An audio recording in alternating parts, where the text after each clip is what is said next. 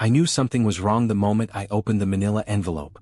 Not because of what it contained, 2 printed sheets, a photo of a limestone outcropping and a sealed access badge, but because of what it didn't. No mission briefing. No list of objectives. No geological survey data, environmental metrics, or threat assessments. Just GPS coordinates, a date, and one sentence typed in bold, all caps Arial across the bottom of the first page. Clearance read required. No communication after entry. I'd seen a few of these before. Red-tagged excursions into unmapped cave systems usually meant something political. A downed satellite, a black site lost to time, sometimes just missing hikers the local sheriffs didn't want to admit they couldn't find. But this one was different. The badge didn't have a federal emblem. No agency logo. Just a triangle embedded with microcircuitry and the number 19 printed in faint gray ink. I was in the field truck when I read it, parked on the shoulder outside a fuel station in Horse Cave, Kentucky. Early morning fog swirled around the windshield as I stared at the badge in my hand. I'd already been on assignment for the past 3 weeks, doing routine sonar work in southern Missouri for the Bureau of Subterranean Geology, and they'd redirected me with less than 12 hours notice. The excuse was the same as always, high-priority data integrity risk. Which meant someone higher up got spooked by something they couldn't explain. And when that happened, they sent me. My name's Nathaniel Grant, 33. Federal cave researcher, geological systems specialist, and unofficial first-look guy when the US government stumbles across holes it doesn't understand. I've been underground more times than I've been to my mother's house. I've mapped lava tubes in Arizona, spelunked military drainage routes in Utah, and once rappelled 600 feet into a limestone chimney in Oregon to retrieve what they thought was a downed drone. It wasn't. But that's a story I'll never tell, at least not to anyone who wants to sleep again. This time, though, something was different. I met the team at a privately rented lodge about 20 miles outside of Mammoth Cave National Park. No government labels on the trucks. No briefing room. Just 6 strangers and a folder full of NDAs. We were told not to use names. But people always do. Tomas was first, big guy, ex-Navy by the look of him. Scar on his jaw, crew cut, arms like rebar. Mapping, he said. Terrain and signal recon. Next was Maddox. Didn't give a first name. She wore her hair in a short twist under a CDC baseball cap and carried a hard case marked with biohazard tape. Quiet eyes, clinical voice. Biological sampling. Eva was third. Younger than the rest of us, maybe late 20s. Electronics engineer, I guessed. Carried a custom-built relay array she treated like a child. Comms and diagnostics. The medic, Leah, was all smiles. Pretty, smart, and trying way too hard to hide how nervous she was. Her eyes kept flicking toward the forest outside like she expected something to emerge from it. The 5th was Darius. He didn't give a name or a job title. Just nodded when I introduced myself. Government muscle, probably Army. He kept his gear packed with obsessive precision and wore a sidearm even inside the lodge. 6 people. No one knew each other. And no one asked why we were really here. That night, we ate together at a long wooden table under a chandelier that swung just a little too much for a building with no breeze. Eva tried to make conversation, but nobody bit. We were all thinking the same thing. Why Mammoth? Wasp. And why the secrecy? Around midnight, Maddox pulled me aside. You've been in places like this before? Places like what? I asked, playing dumb. Red badge operations. Sites they don't want on record. I nodded. A few. She hesitated. Do they ever feel wrong to you? Wrong how? Like we're not the ones doing the observing. I didn't answer.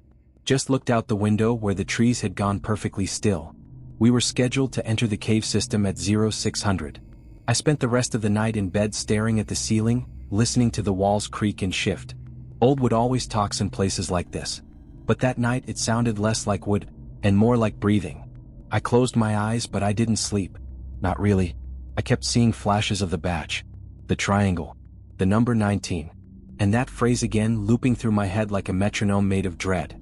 No communication after entry. I hadn't even stepped into the cave yet. And already something was whispering in the dark. We began our descent at exactly 6:12. The cave mouth was unremarkable, just a gaping tear in the side of an overgrown limestone ridge 6 miles from the nearest ranger trail.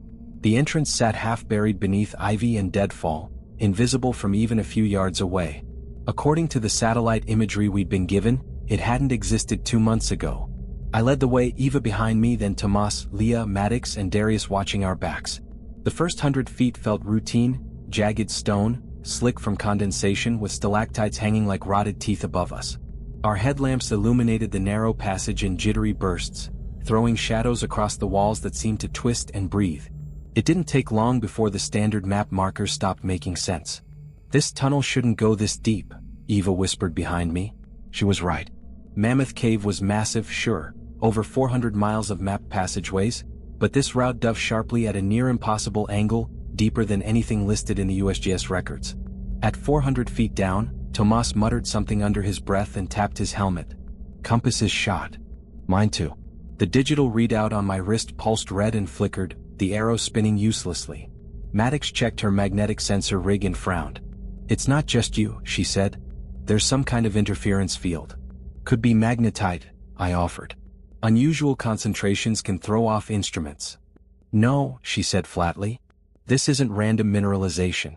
The field's oscillating. It's patterned." We pressed deeper. The air changed around the 600-foot mark, dry, oddly warm with a faint scent I couldn't place. Not rot. Not mold. Something metallic and sickly sweet, like overheated copper mixed with fruit just past spoilage. I slowed. Something about the rock was off. The limestone here shouldn't have been this dark. It was almost black, shot through with veins of what looked like obsidian, except the veins pulsed faintly in our lights, like they were absorbing more than reflecting. Tomas reached out to touch one. I grabbed his wrist. "Don't," I said. He looked at me confused. "Why?" I couldn't explain it. I just knew. We passed through a narrow crevice and emerged into a chamber at least 30 feet across. The walls shimmered faintly under our beams, like something wet crawled just under the surface. A low hum pulsed from the stone itself, barely audible but constant, subsonic like a growl heard through water. Maddox scanned the room with her device. "Interference is getting stronger." We rested for a moment. Leah checked everyone's vitals. Eva tried recalibrating her gear but got nothing but static. I took a few steps away from the group to examine the far wall. That's when I felt it. It wasn't sound. It wasn't movement. It was presence. A pressure at the edge of thought, like someone watching me from behind my own eyes. My skin prickled. My breath caught. I turned sharply. Nothing. Just my team. But the feeling didn't fade. Something deep in the dark had become aware of us. I kept it to myself. For now. We continued. The tunnel beyond the chamber sloped deeper, walls narrowing to a point where we had to crouch. The heat rose with every step. Condensation no longer beaded on the stone. It had turned dry, brittle, hollow-sounding. Tomas brushed against a wall and left behind a smear of gray dust. The rock flaked in strange patterns, almost like ancient carvings worn smooth. I caught a glimpse of something, repeating shapes like limbs or antennae, but the lines broke apart too quickly to follow. "Car," Maddox called. "Come look at this." She pointed to a spot on her scanner. "I'm picking up movement," she said. "Where?" She pointed. "To the rock." The readout showed minor kinetic shifts in the surrounding stone, barely above threshold, but enough to trigger motion sensors calibrated for seismic anomalies. The rock was moving. Slowly. Deliberately. Tomas muttered a curse in Spanish. Leah crossed herself. Darius adjusted his grip on the rifle I wasn't even supposed to know he had. I stepped back and looked again at the dark veins in the walls. They weren't veins. They were tunnels. Hair-thin, interlacing conduits threading through the rock like arteries in a corpse. And I swear, just for a second, I saw something move inside one. A flicker of color. A shift in pattern. Gone before I could even blink. "Car," Maddox said more urgently. I turned to her. "We need to stop." "We're committed," I said. "There's no signal up top and no chance of backup. If there's something biological down here, we need to document it." She hesitated. "It's not biological in the way you're thinking." I didn't ask what she meant, because I was already starting to understand. Something lived down here. And it had just woken up. The rupture split the path ahead like a wound. We found it at 0913 hours. According to Eva's calculations, we were already over 1,700 feet underground, well beyond any previously charted cavity in the region. The tunnel had been narrowing steadily until the floor gave out beneath a thin crust of dust, revealing a jagged abyss that dropped at least 60 feet straight down. We clustered around the edge, headlamps playing across the chasm. The rock on the other side shimmered, wet and alien in texture, as if it hadn't been formed by erosion or tectonics but by something alive, something that had grown. Tomas anchored rope and pitons. He was halfway down the drop before I gave the official okay. I followed next. The descent was silent, except for the soft clicks of gear and the occasional thud of a dislodged pebble vanishing into the void below. When my boots hit the bottom, I felt it in my knees. The stone was warm. Not ambient warmth, actual heat, radiating up through the soles of my boots. The others came down one by one. No one spoke. We didn't need to. We all felt the shift. This section wasn't like the upper levels. The floor was smooth, unnaturally so, like obsidian melted and cooled under perfect pressure. And the walls pulsed. Not visually. Not at first. But the longer we stood there, the more undeniable it became. A rhythmic thrum in the stone, a slow inhale-exhale sensation that seemed to echo through the marrow of our bones. Leah ran her hand along one side. "Is this soft?" I jerked toward her. "Don't touch anything." Too late. Her gloved fingertips had already brushed against a dark seam that ran the length of the wall like a scar. She pulled her hand back quickly. It felt damp. Maddox scanned the seam with her biosensor. Surface biofilm. Unknown composition. It's reacting to our presence. I stepped closer. The seam shifted subtly as I approached, drawing tighter as though trying to seal itself shut. And just before it closed, I saw what lay beneath the surface. Not stone. Tissue. Muscle-like striations twitching in slow waves. Veins. Or something that pulsed like veins. "Oh God," Eva whispered behind me. "It's alive." "No," Darius said, hand on his sidearm. "It's not. It's a trick. A natural mimic. There's no such thing as living stone." We didn't argue. Because arguing meant we were thinking too much about what we were standing in. Tomas pushed ahead, marking the walls with chalk every 10 meters. None of the marks lasted more than a minute. They vanished, consumed or absorbed by the walls as though the stone rejected anything artificial. We passed a series of narrow arches, bone-colored protrusions curling out from the ceiling in fractal spirals. Tomas reached out to measure one. That's when it happened. He flinched. Just a twitch, barely visible. "Something poked me," he said, shaking his hand. I turned toward him. "What do you mean poked?" "Like a splinter. Something came out of the wall." We gathered around. His glove had a tiny puncture, just below the knuckle. Barely noticeable. But his skin underneath had started reddening, the way it does after touching stinging nettle. "I'm fine," Tomas muttered, flexing his fingers. "Doesn't even hurt." Leah examined the wound. No swelling. No discoloration. Just a surface prick. Maddox looked pale. "Still. We should collect a sample." We took scrapings from the glove and the area around the wall where it had happened. Maddox sealed the vials and stored them in her biohazard case with more care than usual. I caught her glancing back at the wall 3 times as we moved on. The arch had already begun to change. The protrusion that poked Tomas was gone, retracted like a needle back into flesh. And the wall no longer resembled bone. It looked smoother now. Hungrier. 30 minutes later, the walls narrowed again. But this time they didn't feel like walls at all. They felt like throat. I didn't notice the change in Tomas right away. It was subtle at first. He walked a little slower, fell to the back of the group when he was usually at the front with me. He didn't joke like he normally would, didn't toss out idle observations or complain when the air got stale. He just moved, silent and focused, headlamp fixed ahead, barely blinking. We'd been walking for over an hour through increasingly alien tunnels. The path branched unpredictably now, growing more erratic with each fork. The walls no longer resembled stone. They were smoother, almost slick, and subtly ridged in places like the underside of a tongue. More than once, we stepped into areas where the floor dipped with unnatural symmetry, as if worn down not by water or time, but by something crawling. I caught Tomas staring into one of those depressions for too long.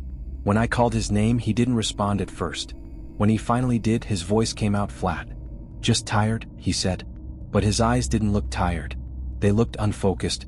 Darius and I exchanged a glance. Neither of us said anything. 10 minutes later, Eva tripped. Not on a rock or slope, but on nothing.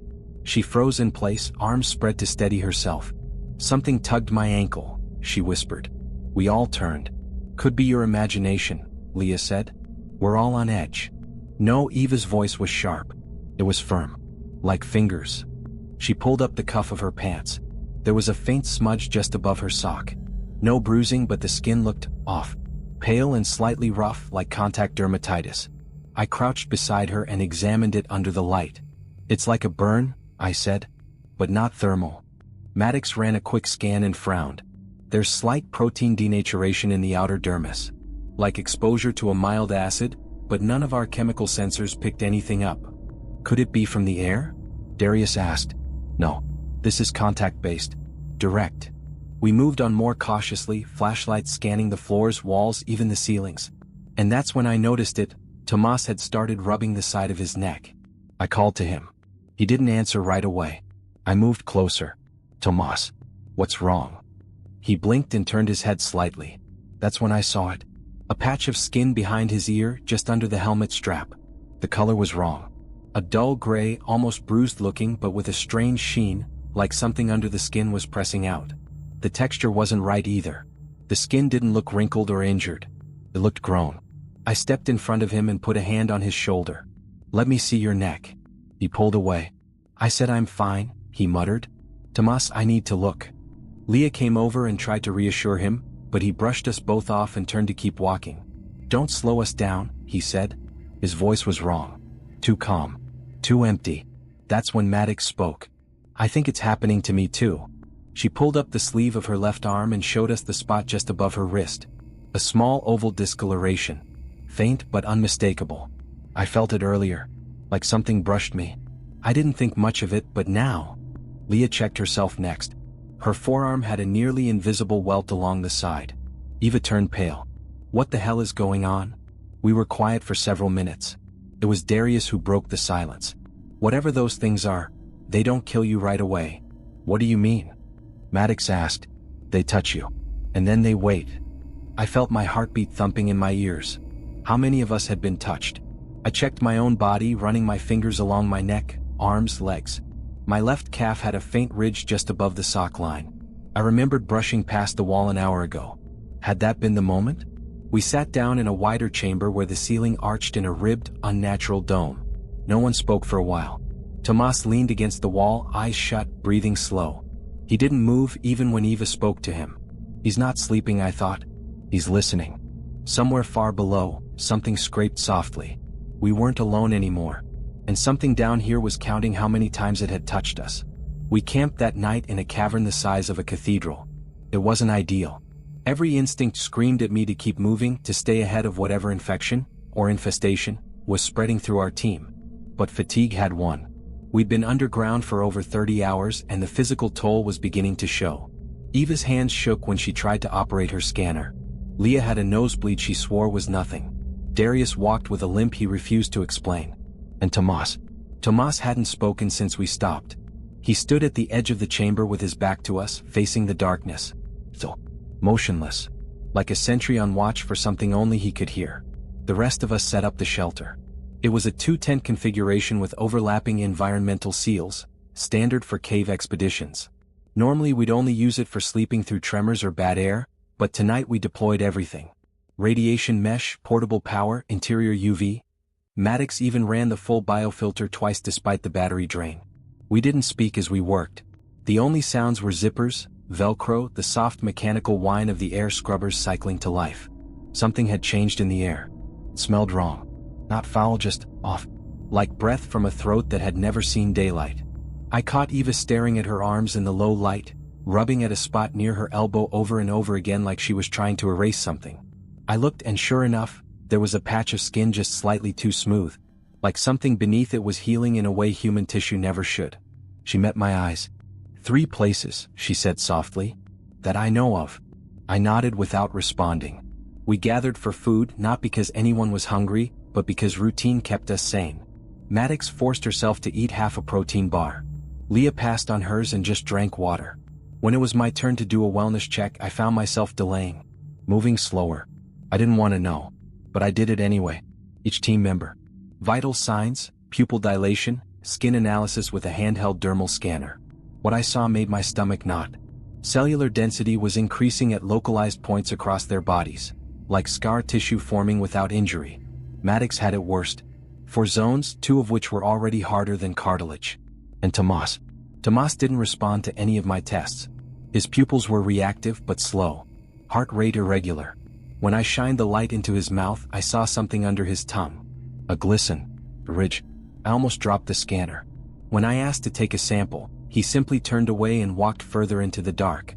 Leah stepped into my tent 20 minutes later, eyes wide. "Tyler," she whispered, "I think I saw something move outside the light ring." I stepped out with her. The cavern walls rose 100 feet above, black and glistening. Our camp sat in the middle of the open space, ringed with portable lamps. Beyond the light, the shadows pressed close. "Where?" I asked. She pointed to a corner near a natural column. I walked over slowly, scanning with infrared. Nothing. Until I turned. A flicker of motion behind me, fast and low. A blur against the rock. No sound. Just gone. Leah gasped. "You saw it too?" I nodded. Back at the shelter, Eva was pacing. She'd scratched her arm raw, her blood smearing the white vinyl of her undersuit. "I think they're already inside us," she said. "I think the touches aren't just skin deep. They plant something. A process." She looked at me with tears in her eyes. "I dreamt it. Something pulling through muscle. Splitting nerve endings like threads." "Stop," Maddox said firmly. "That's fear talking. We don't know anything yet." Darius cleared his throat. "We know one thing. Tomas isn't Tomas anymore." We turned. He was gone.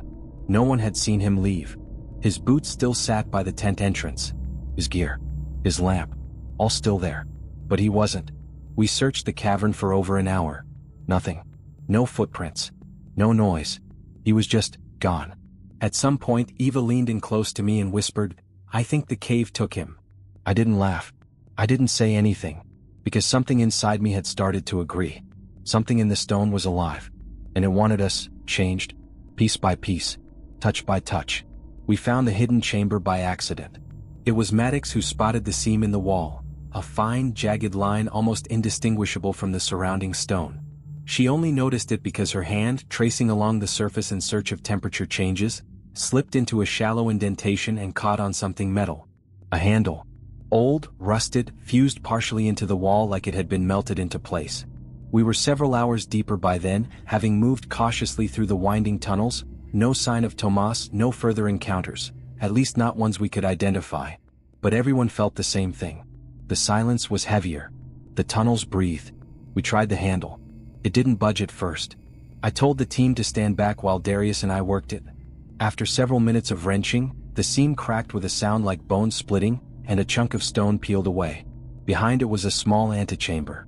Square. Smooth. The floor was covered in a layer of fine white dust. Not limestone.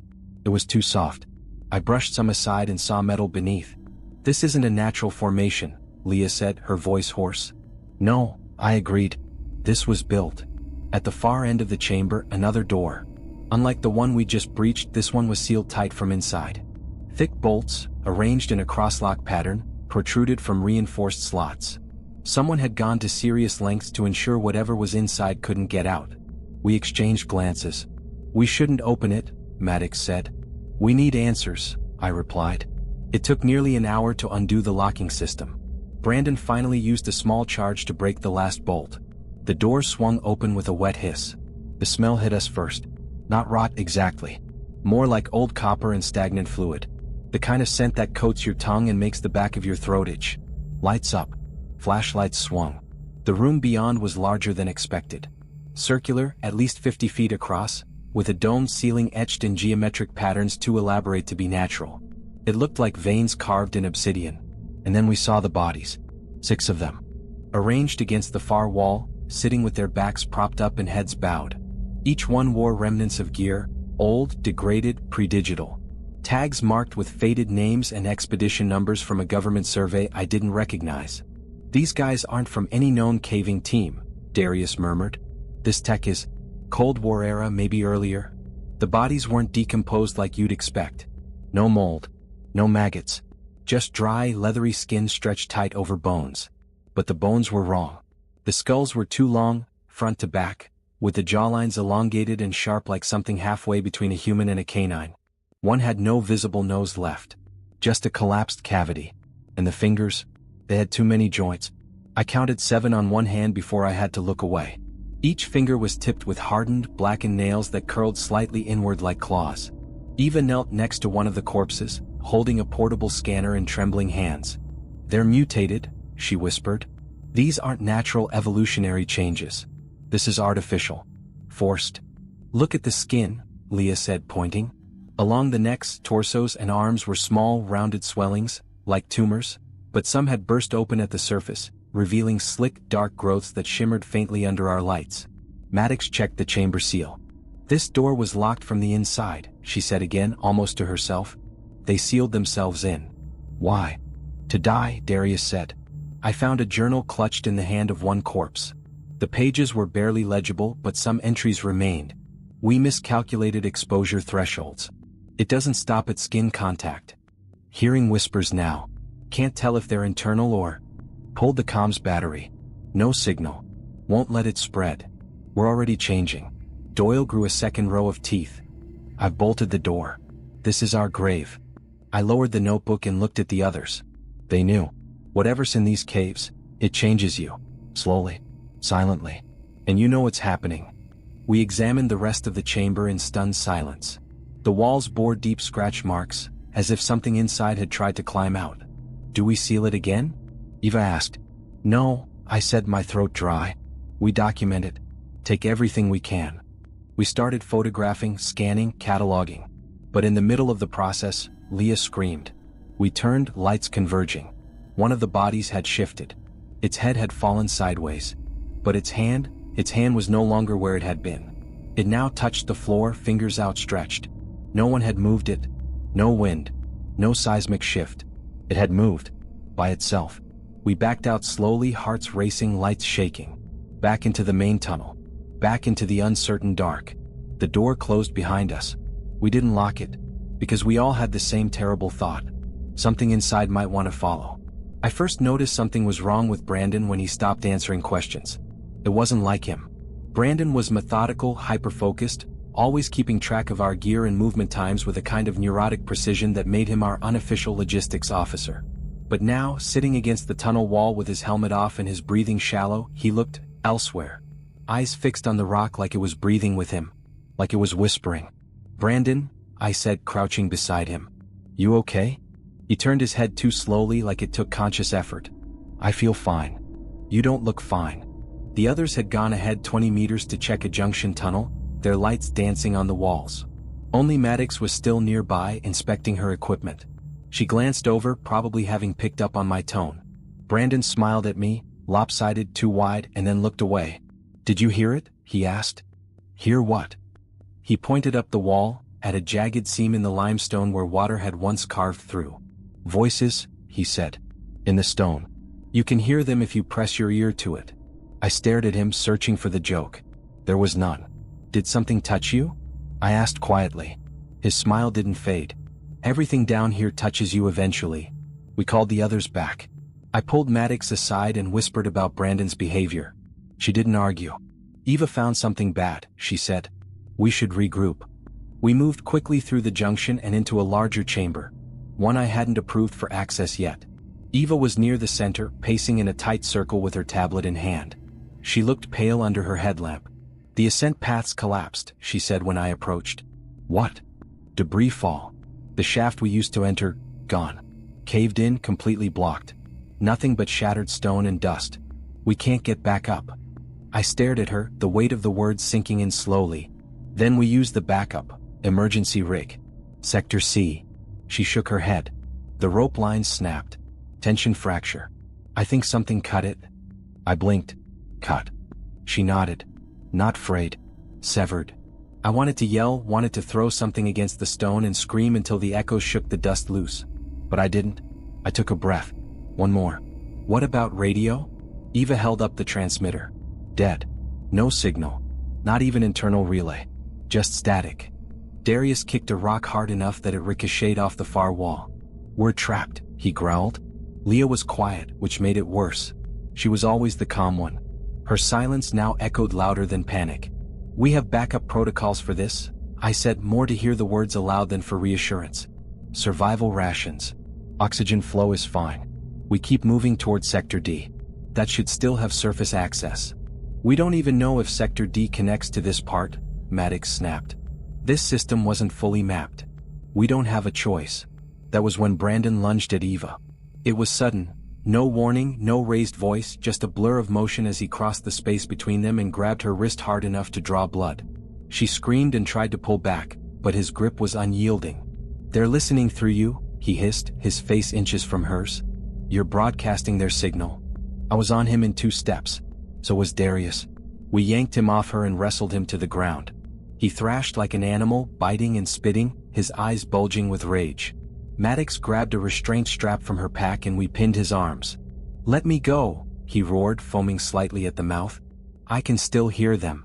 His voice echoed far too long in the chamber. We dragged him to the side and secured him against a rock column with more straps. His breathing slowed, but the grin returned. "I'm not the first," he said softly. "You'll see." Eva was bleeding. Small cuts where his fingers had raked across her skin. She stared at them with more horror than the actual pain warranted. "Did he break skin?" I asked, already knowing the answer. She nodded. I turned to the group. "No more skin contact," I said. "Double gloves. Tape over every exposed inch. We can't risk whatever this is." We set up temporary camp in the chamber. No one wanted to sleep, but we needed rest. Brandon sat quietly, occasionally chuckling to himself or murmuring to the rock like it was answering. I watched the walls. They shimmered sometimes just at the edge of the light. Like something wet moved beneath the surface. The air felt tighter. The darkness heavier. And in the deepest moments of silence I thought maybe I heard them too. Tiny voices in the stone. Calling. Promising understanding. Promising change. I awoke gasping for breath, drenched in sweat inside my thermal gear, heart racing like I'd been running full speed through the tunnels. But I hadn't moved an inch. I was still in the chamber. Still underground. Still surrounded by darkness. The others were asleep, or at least pretending to be. Maddox's light was off. Darius snored faintly. Eva lay curled on her side, her face turned away from me. Only Brandon was awake. His eyes gleamed in the low red glow of a backup lamp, unblinking, locked on mine. He smiled. I looked away. My gloves were off. I didn't remember taking them off. I sat up and flexed my hands, trying to calm my breathing. They tingled, pins and needles, like they'd been asleep for hours. When I lifted my right arm, the sleeve slid back slightly, revealing a faint discoloration near the wrist. A blotch no bigger than a quarter. Just under the skin. I reached to touch it and froze. A memory. Slippery. Almost a dream. When had it happened? Had I brushed against something? A wall. One of the bodies in that sealed chamber? Something alive? I stood and moved toward the edge of the chamber, trying not to wake the others. The tunnel ahead was pitch black, untouched by our lights or footprints. I turned my helmet lamp on and took a few careful steps into it. The stone around me pulsed. I didn't hear it, not exactly. I felt it, like a rhythm deep in my spine. A slow beat matching my own heart. For a second I thought maybe it was just stress, exhaustion, lack of oxygen. But then, I blinked and the tunnel changed. Stone became flesh. Not literally, not entirely, but enough that the walls seemed moist, porous. Breathing. I turned quickly, intending to head back, only to find myself somewhere else. The chamber was gone. The tunnels gone. The air wrong. I stood barefoot on a surface that wasn't stone.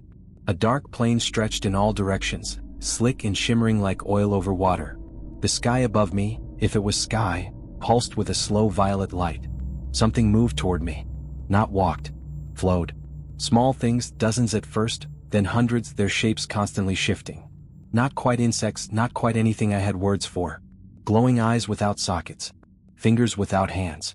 Mouths with no heads. They surrounded me. And then, I was among them.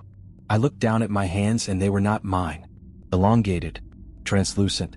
My skin pulsed with veins of soft white light, glowing in sync with the things around me. I wasn't scared. I should have been, but I wasn't. I felt peace, belonging. They spoke to me not in words but in sensation. Time, depth, hunger, purpose. We were explorers, they said. Not invaders. Not parasites. Seekers. Symbiosis.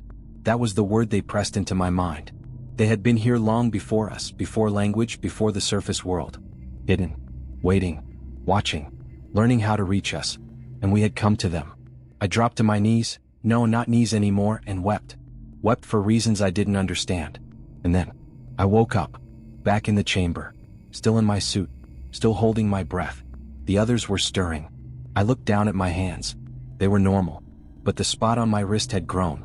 Veins, faint and luminous, radiated from its edges like a halo beneath the skin. Brandon was still smiling. "You saw it?" he said softly. I didn't answer, because he was right.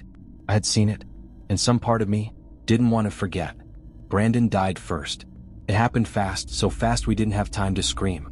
We had set up our latest camp near what we thought was a ventilation shaft, some vertical crevice that exhaled cool, damp air. Darius had insisted it might connect to a higher passage. He climbed the outcropping with Brandon spotting beneath, while Eva and Maddox and I tried to get a signal from our last remaining radio battery. Then the rock shifted. It wasn't a landslide. Not really.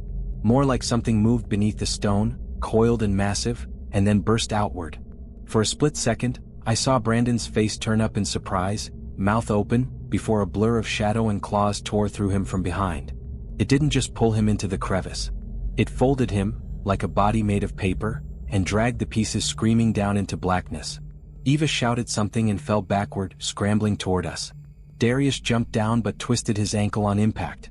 I grabbed him, pulled him back as more things began to emerge from the tunnel's edge, claw-tipped fingers, not unlike the things from my vision but less elegant. Brutal. What? I fired my flare gun. The whole crevice lit in burning orange, and we saw dozens of them. Eyes like polished obsidian, reflective and depthless. Skin pale and translucent, twitching with pulsing light just beneath the surface. Most were small, 4 feet tall at most, but they moved like wolves, fast and coordinated, chittering to one another with high-pitched screeches that cut into our skulls. One of them had Brandon's jawbone. We ran. Through tunnels none of us recognized, through collapsed corridors, through mineral fog that stank of rot and ozone. Maddox was dragging Darius, I was pulling Eva. The tunnels turned red, then blue, then went completely black. Our lights began flickering. Something magnetic. Something wrong. We lost Maddox first. Not to the creatures. She vanished between breaths. One moment she was right behind us, flashlight beam bouncing off the walls. The next, gone. No scream. No echo. Just absence. Eva stopped, wanted to go back. I said no. We couldn't stop moving. The further we got from that crevice, the less the air stank of blood. We found a narrow crawl space and squeezed through one by one. On the other side was silence. We waited. 10 minutes. 20. Darius kept whispering Maddox's name. I told him to stop. Eva stared at the cave wall like it might open up and give her answers. That's when Darius grabbed my hand. His skin was fever hot. The veins in his arm had started to glow, dimly like bioluminescent fungus. I can feel them, he whispered. Inside me. No, I said. You're not changing. Not yet. He smiled, but his teeth were wrong. Too sharp. You need to do it, Nate. No. He leaned forward, gripping my hand tighter. I won't last another hour. Do it before I forget who I am. I backed away.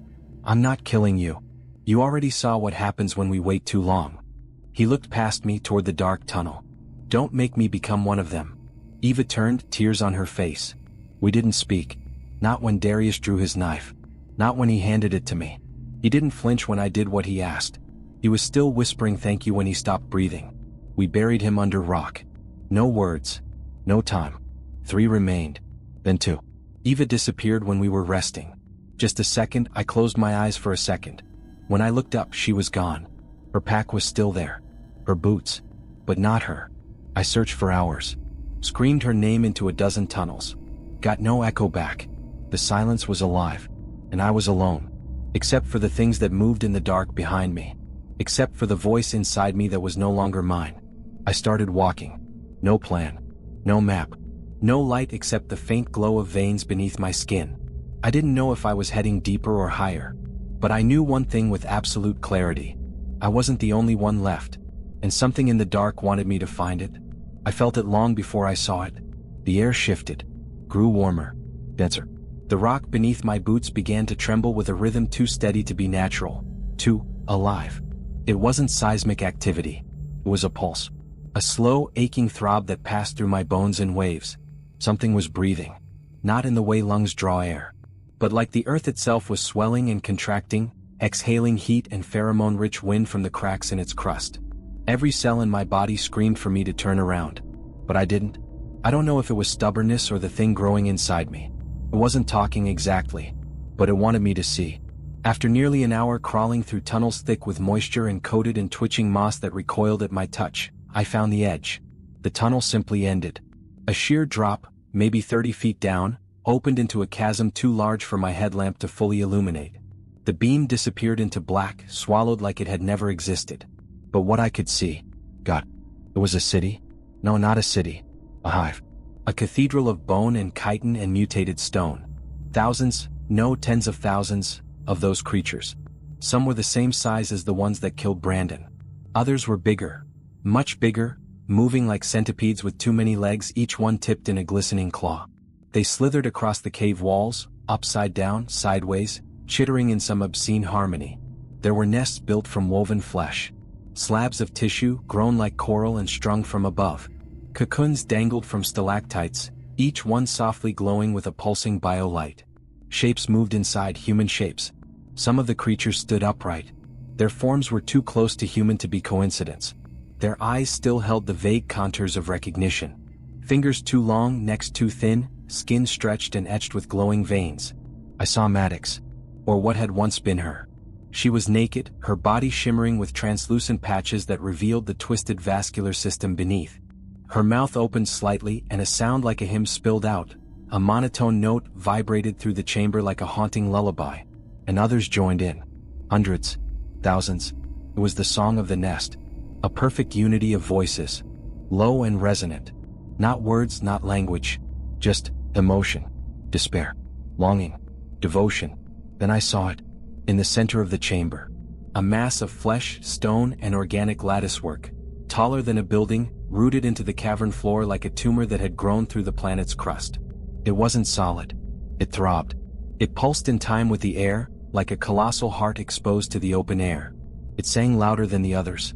And with every pulse, light exploded from deep within its folds, a purplish, translucent radiance that filled the chamber with its heartbeat. It wasn't music. It was a command. A call. Every creature bowed slightly with each wave, like they were praying. I dropped to my knees without meaning to. My body responded instinctively, like the thing had reached through me and seized control of my spine. My jaw clenched. I tried to stand and couldn't. The air was thick with pheromones. My thoughts slowed. Then I heard it. Not with my ears. Inside my skull. You are close. Not words. Not exactly. But something that resembled understanding. It was addressing me. You survived the threshold. You bore the seed. You are not yet remade. I shook my head violently, trying to dislodge the pressure. No, I muttered. I'm not yours. Pause. Then the voice laughed.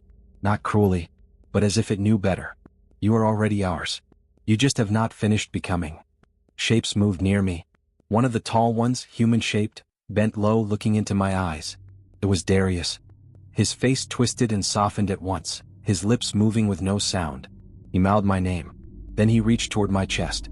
I screamed and scrambled backward, nearly tumbling off the ledge. My hand closed around the jagged rock just in time to stop my fall. As I dangled there, my headlamp caught a glimpse of the others. Jessica. Eva. People from the photographs. Others I didn't recognize. All of them joined the choir. And I realized the truth. This wasn't just a colony. It was a womb. A cathedral built to turn the world inside out. To breed change into the human genome, piece by piece, soul by soul. And I'd walked right into the epicenter. The mutation wasn't random. It was designed, cultivated, directed by the thing in the center. The voice called again. You are close. My skin began to itch. Something inside me pulsed in rhythm with the nest. I needed to leave. No, we didn't sleep anymore. Not in any meaningful way. I remember huddling in the narrow crevice where Eva and I had collapsed, both of us shaking, breath sinking in terrified gasps. The walls dripped with something that looked like condensation but smelled like rotting sugar. We hadn't spoken in hours. There wasn't much left to say. Caleb was gone. He'd wandered too close to the ledge after we escaped the nest, staring down into the pulsing abyss like it was calling his name. Maybe it was. I'd shouted for him to come back, but he only turned to me once, just once, and there was nothing in his eyes. No fear. No recognition. No soul. Just a strange calm. Then he disappeared over the ridge, walking down the slope, toward the singing heart of the earth. We didn't follow. Couldn't. We were too tired. Too broken. Too changed. I pressed my palm against the floor of the cavern and felt it respond. It vibrated softly like a purr. The warmth I'd first felt when we entered the lower depths had grown stronger, more intimate, like it was inside me now, not beneath. Eva stared into the dark. Her lips trembled when she finally spoke. "They're in my dreams," she whispered. "When I blink I see the lights. The purple ones. The singing doesn't stop even when I cover my ears." I nodded slowly. I hadn't told her, but I was hearing them too. The choir. The hum. The nest. It had made a home in my mind. At first it was just impressions. Emotions that weren't mine, fear that came from nowhere. But lately it had grown sharper. I heard fragments of language. Commands. Warnings. And then, the worst part, I could understand them. I didn't want to, but I could. It wasn't English or any human tongue. It was instinctive, biological. Like the chirp of a cricket or the chemical pulse in an ant's brain that tells it when to obey. Something ancient. Something pre-language. That was when I realized the infection wasn't only physical. The mutation ran deeper, down to cognition. Thought. Oh. Somewhere inside me something was growing teeth. We moved again after an hour of silence. Crawled through the tight stone veins that ran beneath the hive chamber, praying for a crack in the rock wide enough to slip through. The deeper we went, the worse the hallucinations became. The tunnels shifted. I swear they moved, tightened, like they breathed with us inside them. Sometimes Eva would gasp and recoil from a wall I couldn't see. Other times I'd feel hands brush across my shoulder, but no one was there. We weren't alone. And not just because the creatures were nearby. Something else was following us. Something once human. When the tunnel split again, we argued for the first time. Eva wanted to go left. I felt pulled to the right. "There's airflow this way," she said, putting her hand up to the crack. "I can feel it." I hesitated, because she was right. But the other path, it called to me. Not in words. Not even thoughts. Just a pressure behind my eyes, a magnetic draw in my spine. "Eva," I said. I think I need to check the other way. Just for a second." She stared at me, afraid. "You're hearing it again, aren't you?" I nodded. Her voice dropped. "You're changing." "I know." She didn't stop me. I crawled for what felt like 10 minutes before the tunnel widened into a shallow chamber, and there, crouched in the corner like an animal, was Caleb. But not the Caleb we knew. His shirt was torn and caked in filth. His skin shimmered faintly, like it was covered in thin oil. His fingers were longer. I counted 6 on one hand. His spine arched upward unnaturally, bones shifting beneath the skin like worms. He was smiling. "Nate," he said. But it didn't sound like him. His voice had a wetness to it, like it came from deep inside something hollow. "You came back." I took a step back. He stood, slowly. Movements too fluid, too smooth. "I understand now," he whispered. "It's not infection. It's evolution. The hive, it's not trying to kill us. It's trying to save us." "Caleb, you're sick," I said. "You don't know what you're saying." "I do," he said. "I see it. I feel it. And soon you will too." He lunged. I don't remember pulling the knife. Only the blood. It wasn't red. It was clear. Thick, gelatinous, and alive. It hissed where it touched stone. He screamed once, just once, then crumpled into a heap of twitching limbs and spasms. His final expression wasn't fear. It was peace. I ran back to Eva, hands shaking. Her eyes widened when she saw me. "You're bleeding," she said. "No," I panted. "Not mine." Her expression hardened. "We need to go. Now." And that's when the nest spoke to me again. Louder than ever before. "Your resistance is your weakness." I stumbled. "Soon you will not fear us." I fell to my knees. "You will join the choir." Eva pulled me to my feet. "Stay with me, Nate. Whatever's happening to you, fight it." But the voice didn't stop. Not anymore. Welcome me.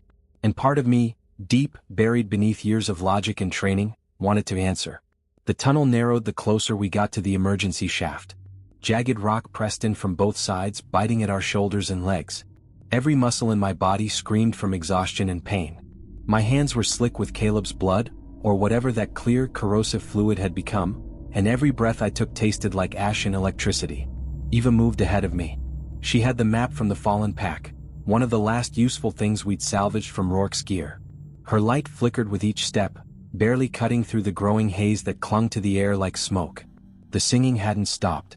If anything, it had grown louder the higher we climbed. I felt it behind my eyes now, like pressure from a diving bell, building, waiting. "They're coming," she said, not looking back. I didn't ask how she knew. I felt them too. In the stone. In the air. The vibrations were getting sharper, more frantic, like claws scratching inside the earth. And the hive, whatever it truly was, knew we were leaving. It didn't want us to go.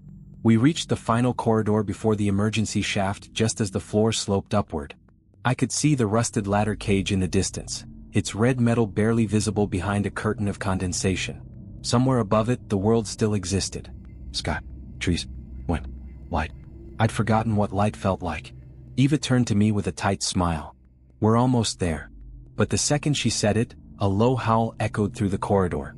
It wasn't a voice. It was thousands. A single sound made of many. A language of hunger. We turned. The tunnel behind us boiled. Dozens of shapes emerged from the black. Some crawling, others walking upright in twisted, broken parodies of human posture. Glimmering flesh, eyes like coals, hands stretched wide. Some still wore scraps of clothing. One had a torn name patch that said, Kendall. They weren't fast. They didn't need to be. There were so many of them. Run, Eva said. Don't stop, Nate. She grabbed my wrist and pulled me forward. We sprinted. I don't remember how long. I just remember the sound. Wet footsteps. Claws on stone. The hum turning to a roar. We reached the ladder. She shoved me toward it. Climb. What are you doing? I shouted. She turned to face the tunnel, pistol drawn. There's only one way out, she said. And if they follow you up there. No. We go together. She gave me a smile I'll never forget. You're already changing. But not fully. You still have time. I can't leave you here. You have to. I grabbed her shoulder. Eva. And she shoved me. Art. I stumbled back, caught the first rung. Geo, she screamed. The creatures were almost on us. I climbed.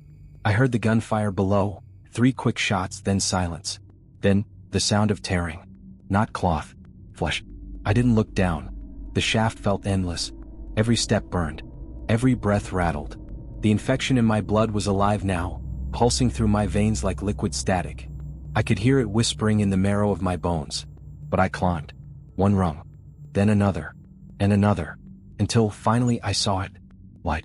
Not flashlight. Not glowstone. Sunlight. The steel hatch above me had rusted, but when I pushed, it gave way with a scream of old bolts. And then I was out. On my knees in a clearing surrounded by trees. The sky was pale blue.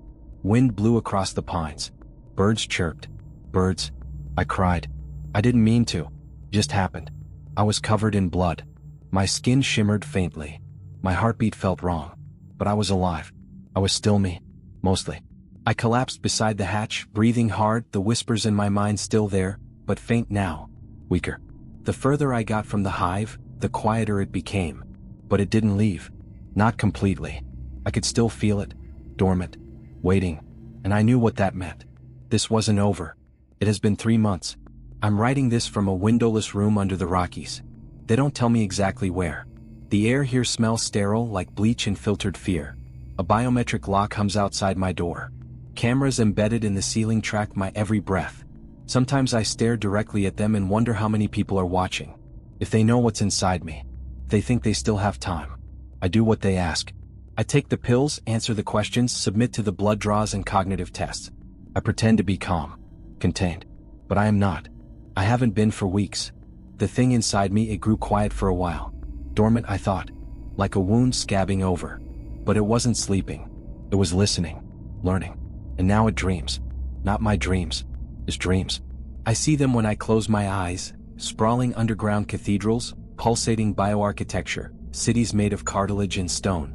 I wake up with foreign words on my tongue, syllables that vibrate in the bones of my face. When I try to write them down, my fingers cramp. My pen breaks. The walls groan. There are symbols I can't forget. Shapes that don't exist in Euclidean space.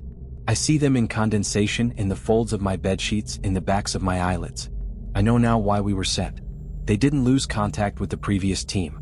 There was no signal flare by accident. We weren't explorers. We were bait. A containment check. A canary in a mine designed to rot minds instead of lungs. The agency, whichever name it goes by now, knew. They always knew. The emergency shaft. The camera logs. The biometric trackers embedded in our gear. They were watching us descend, watching how long we could last. Watching the infection spread. Only I came back. Only I survived. They thought they were containing me. But they don't understand what they're dealing with. It's not a parasite. It's not a disease. It's a call. And I answered. Sometimes I feel the others. The ones who didn't make it out. Not dead. Not gone. Transformed. They move through the tunnels, not as individuals but as one vast, writhing awareness. And when they look up, they see me. They want me to come home. And part of me wants to. Last night, I stopped taking the inhibitors. I flushed them down the drain and smiled at the mirror. My pupils dilated to inhuman size. My skin shimmered briefly, and I saw movement beneath the surface. Like something stretching. My blood doesn't freeze anymore. I don't feel cold. I don't feel hunger. I feel the hive. Its purpose. Its memory. It's neat. They keep asking if I hear anything unusual. If I feel compelled. I tell them no. That I'm still stable. Still safe. They believe me. They always believe me. And now it's time. I've packed a bag. Only essentials. Recorder, flashlight, notes. I left a letter for the tech who brings me food trays. She's kind. Her name is Melissa. I hope she doesn't go down there.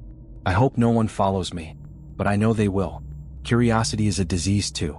Just like me. I've encoded this message and sent it to every backchannel I know. Old forums, encrypted nodes, abandoned Dropbox. Someone will find it. Someone has to. Because what's underground isn't sleeping. It's waiting. And it's hungry. I am Nathaniel Grant. I was a geologist. Now I am a witness. If you're reading this, don't go looking for me. Don't follow the songs in the stone. Don't answer the voices that speak without breath. Stay away from the dark. Because the dark remembers you.